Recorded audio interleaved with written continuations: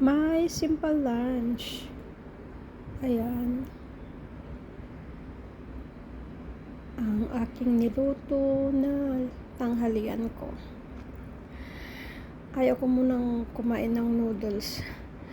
Kaya nagluto ako ng lelot balatong inilocano. So, ayan. Pagkain ko. Simple but yummy. Bigla akong natakam. Actually, hindi ko alam kung anong lulutuin ko na pananghalian ko. Kaya ayan, ang niloto ko guys na pagkain ko.